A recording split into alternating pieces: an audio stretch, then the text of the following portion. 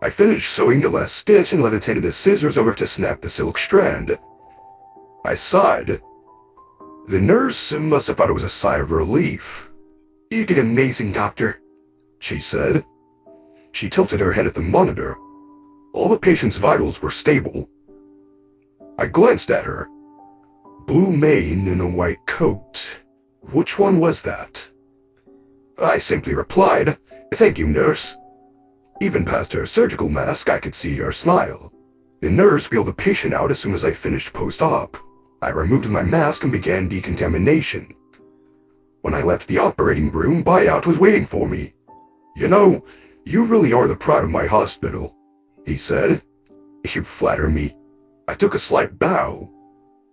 "Maybe you wouldn't mind sharing your secrets with the other surgeons? A team of you would put us at the top." "No secret, just lots of practice." Buyout frowned. "Well, that's boring." His assistant whispered something into his ear. He cleared his throat. "I tell ya, I hate these late-night meetings. Well, have a good night." He nodded politely and moved along. I looked out the window. The sun was slightly hidden behind the horizon. If I hurried, I could still make it to the store before it closed. I signed out and left the hospital. Streetlights flickered on as the sun continued its descent. I reached the shop, just as Prim Propa flipped her sign to closed. She saw me and opened the door. "Oh, hello, Doctor," she said. "Do you need something?" "A few things," I replied. "If that's all right with you." "Only for you." I rolled my eyes and stepped inside. She left to tidy up the register as I gathered my supplies. By the time I finished, she had removed every speck of dust from the counter. It was something we shared. Acute attention to detail. Monotonous practice until the method was perfected. "You're later than usual," she said as she rang up the items. "Yes, we had a surprise patient near the end of my shift," I said. "Nothing too bad, I hope." "Could have been much worse." "You must keep your house as clean as mine, with how much of this stuff you go through," Prim Proper said as she rang up the bottles of disinfectant. I shrugged. "Sorry for keeping you late." I reached into my bag and paid, sure to throw in a few extra bits for the inconvenience. "No, that's not necessary." She pushed the extra bits back, but I was already opening the door to leave. "Good night, Prim," I said. I heard her giggle. "Good night, Doctor," as the door swung shut. By the time I reached my house, the sun had completely vanished. I unlocked my door and pushed it open, taking in a breath. Everything smelled familiar, so I set my bags down and locked the door behind me.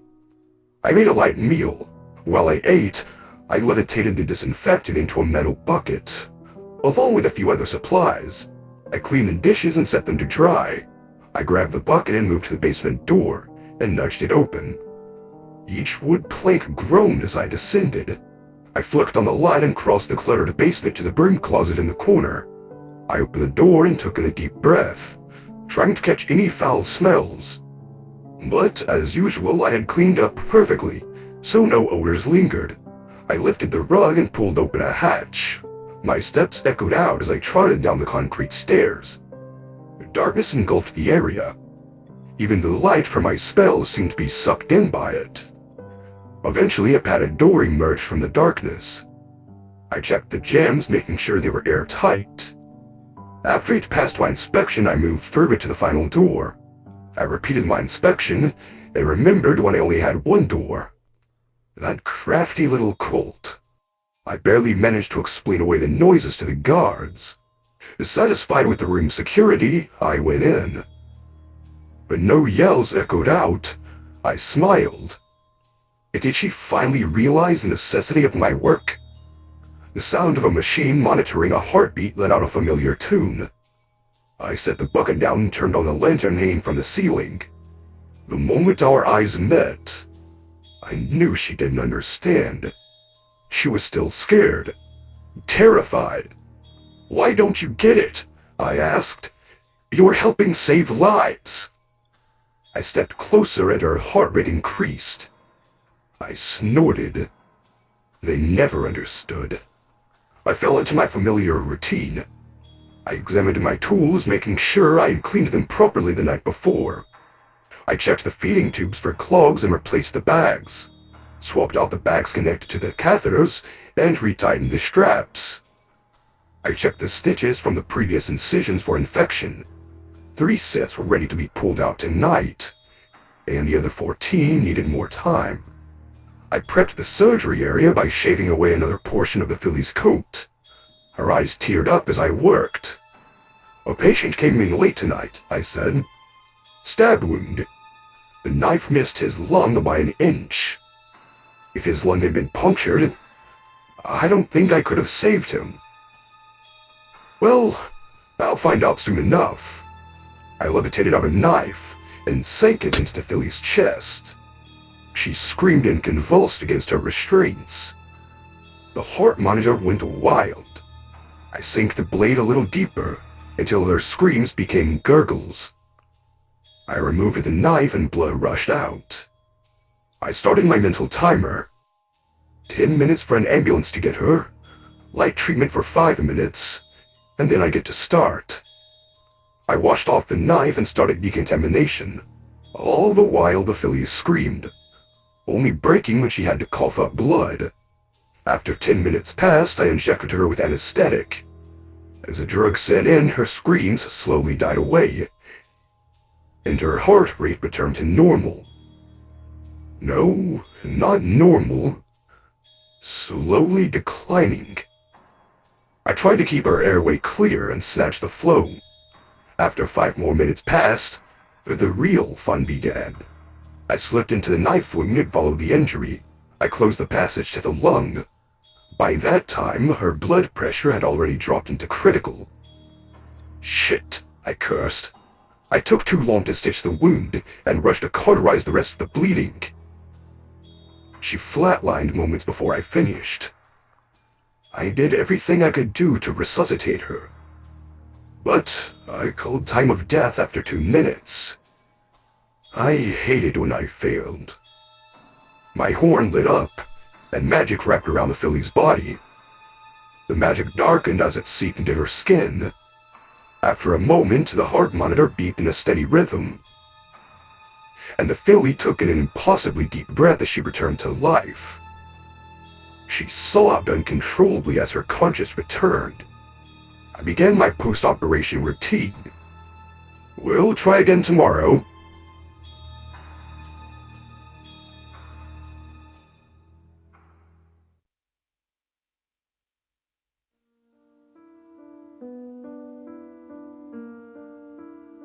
There weren't many things Rainbow Dash loved more than flying. The only thing that could even come close was pranking ponies. There wasn't a much better time for that than Nightmare Night. A whole holiday meant to be spooky and scary. It would come as no surprise to any pony who knew her that it was her favorite holiday. Every year she would dress in a terrifying costume and scare whichever ponies were unfortunate enough to fall into her crosshairs. This Nightmare Night, she planned on going all out for the scares. Rainbow Dash was nearly finished with her costume. She gave a quick glance from her cloud home's window and looked towards Ponyville. The sun was setting over the horizon, the bright orb being replaced by the eerie glow of the moon. If she looked close enough at the town, she could just make out the small glowing faces of the jack-o'-lanterns. The effect made it appear to be a small horde of demons, ready to run about the peaceful town, bringing with them mischief and fright, tricks and treats. She shivered gently from the cool autumn night breeze. She looked from the window to her mirror. Her costume had exceeded her expectations. She looked amazing. Her costume consisted of a ripped and tattered buttoned-up flannel shirt and dark pants. Usually, she hated covering herself with so much clothing, but this was important. She had to hide her rainbow tail. One quick glance at it, and her cover would be blown. Her mane was another trait she would have to hide. That was to be done by the last part of her costume. A mask, made from a burlap sack with 2 eye holes cut out, would cover her mane entirely. preventing her from being recognized by any pony. She then went through her saddlebags to make sure she had everything she needed. Once she finished, she slid the bags onto her back. "This might be the best prank I've ever come up with," Rainbow Dash thought to herself. In the distance, she heard a group of foals chant the mantra known by all colts and fillies.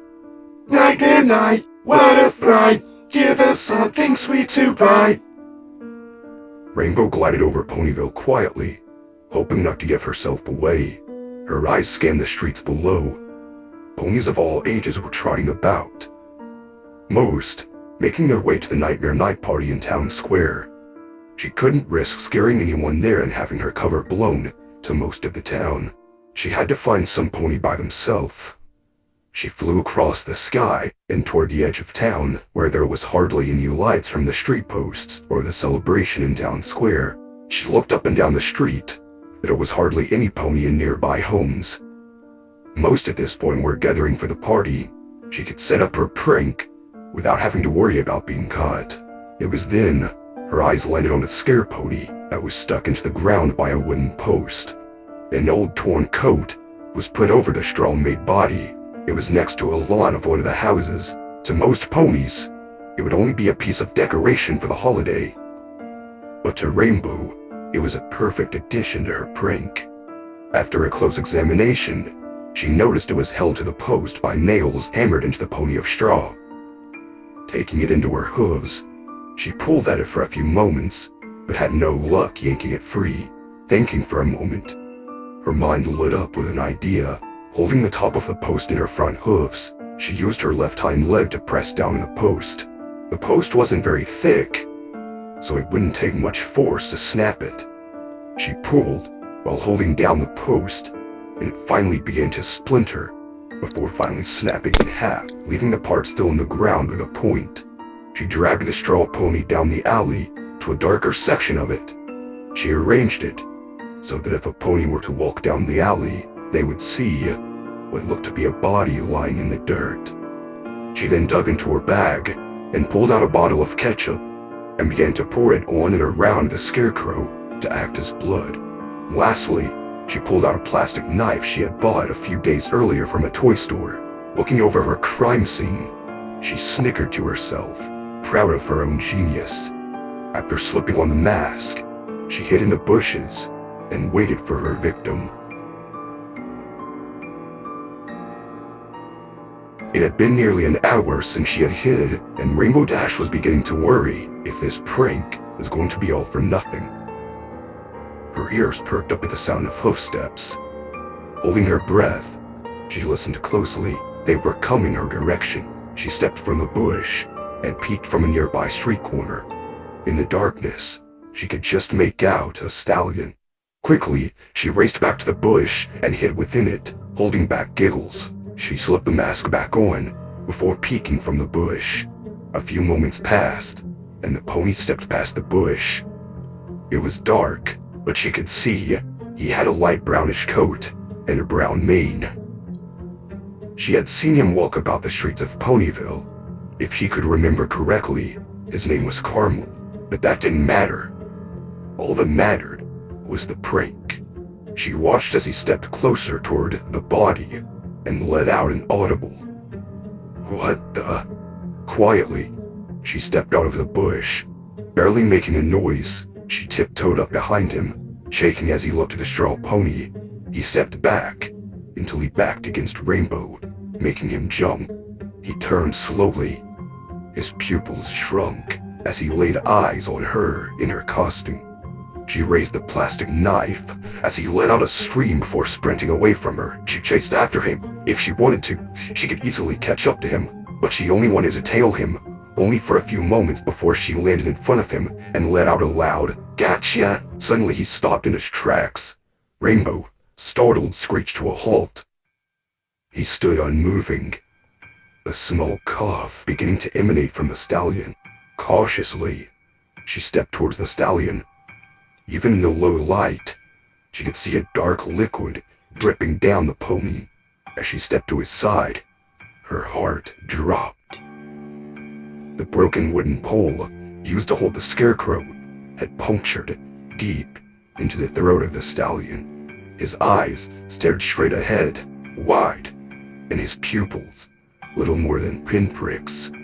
His mouth twitching, short of faint gasps, as more and more blood pooled in his throat. The choked claws became gasps, then gurgles. Rainbow slowly removed her mask. She began to feel sick to her stomach. The stallion's eyes turned to her as he began to enter a state of shock. A faint look of confusion appeared on his face, then recollection. As Rainbow stared into his wide eyes, she began to notice Carmel's eyelids stop blinking. The look of life slowly drifted away from his eyes as Rainbow was trapped in the dead gaze of the stallion.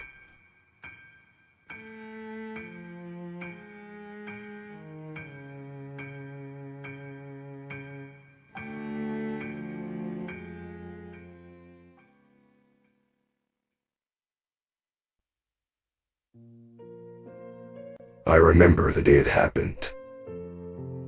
It wasn't unlike any other day to us ponies. We were going through our daily routines the same as we always did. We went to work, we got together with our friends. We checked the monster reports to see if another random monster attack was going to happen. Nothing out of the ordinary. But then, we saw it. The castle of the princesses was engulfed in flames. Through the smoke, we could just make out the figures of two alicorns. One of them seemed to have a mane of flames upon her head. The smaller one, no doubt Princess Luna, fought with the fiery alicorn throughout Canterlot. It was impossible to make out exactly what happened during the fight. But the ending result was all too clear. Princess Luna was defeated and banished back to the moon. We watched as she was blasted away in a flash of red and yellow light. We couldn't believe our eyes. I'm pretty sure each and every one of us were thinking that it couldn't have been what it looked like. We watched as Canterlot was swallowed by the inferno this alicorn created. I imagine one could have seen the smoke from the other side of Equestria. I'm not sure what was going through my mind at that moment. As I watched Canterlot burn, I imagined that I could hear all the ponies caught on fire. Sometimes, I look back on it and fool myself into thinking that their screams reached all the way to me. It sends chills down my spine every time. There was a panic in my town when it happened. Rumors were spreading like a wildfire. Sorry. Rumors were spreading fast, and every pony was scared. I tried to convince myself that it would be okay, that the elements of harmony would defeat whoever was responsible for this. But that didn't happen. Word got out that she was attacking all of Equestria, one place at a time. Every pony was terrified of what she would do once she arrived. Some ran off to who knows where. Some made plans to run away. Some were making shelters. It was crazy, especially since the day hadn't ended. Then again, the day still hasn't ended. It wasn't long before she arrived at our town. I remember it like it was just a moment ago. No pony had seen her arrive. No pony knew she was there until she destroyed a town hall. In mere seconds, she had surrounded the town with a wall of fire. We were trapped like rats in a cage. A really hot cage. And then, she addressed us. When I saw her, I just knew who she was. Or, at least who she had been. Her mane was made of flames. Her eyes were that of a snake. Her jaws were full of fangs.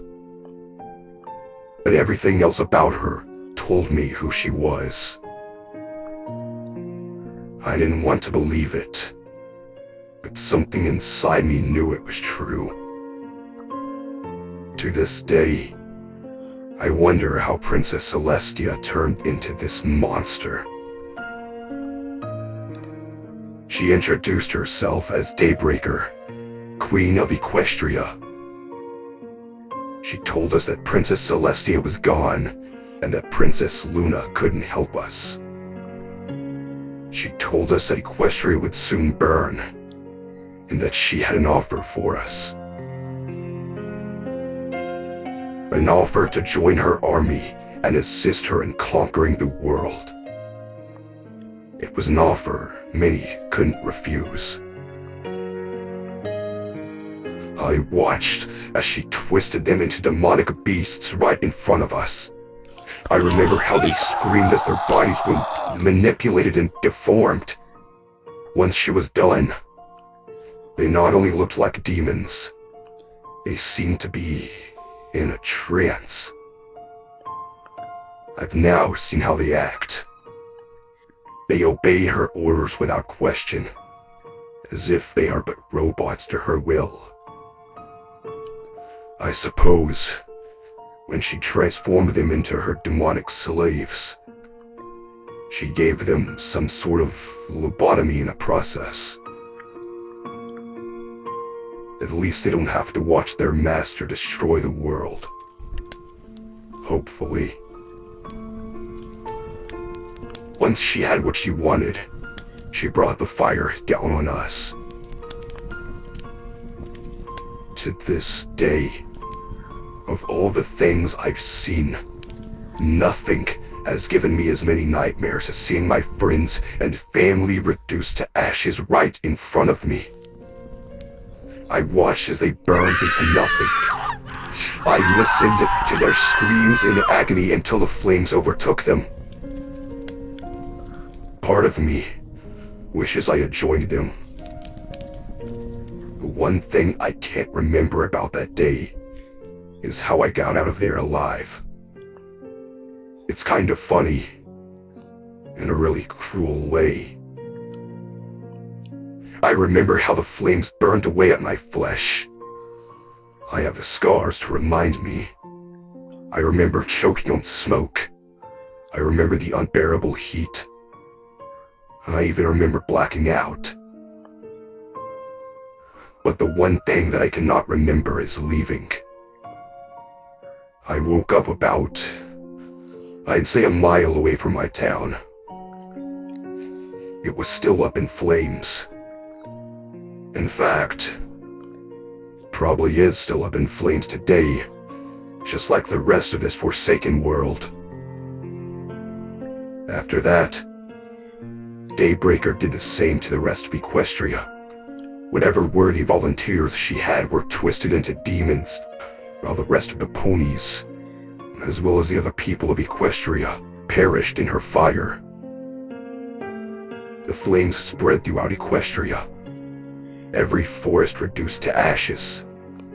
Every sea evaporated into nothing. Every city crumbled to the ground.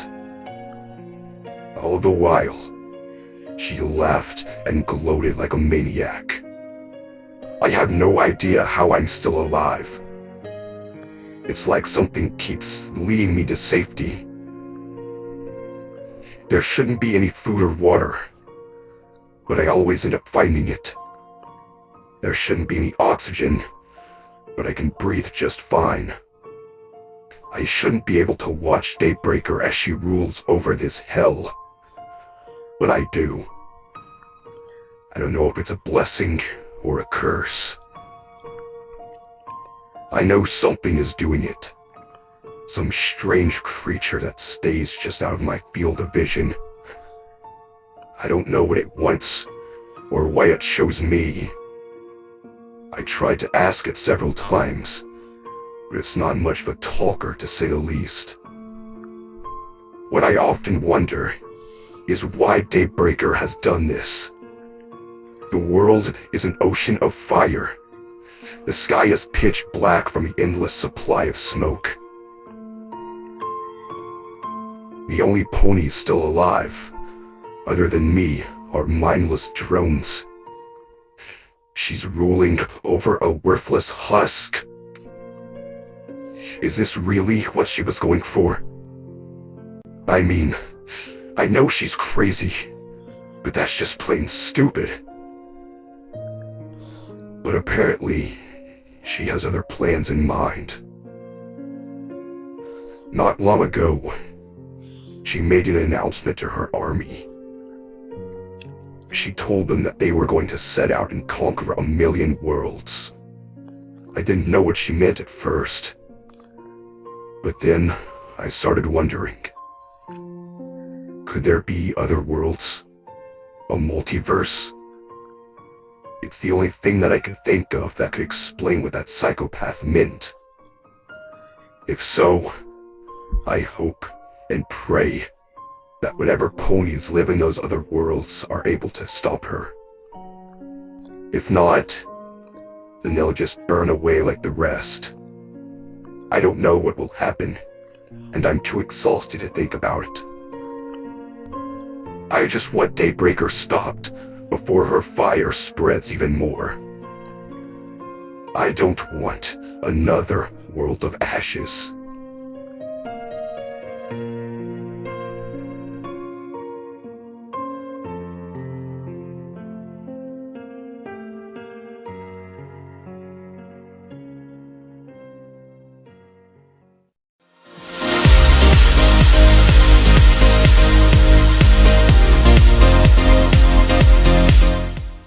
That's all, Zipsters!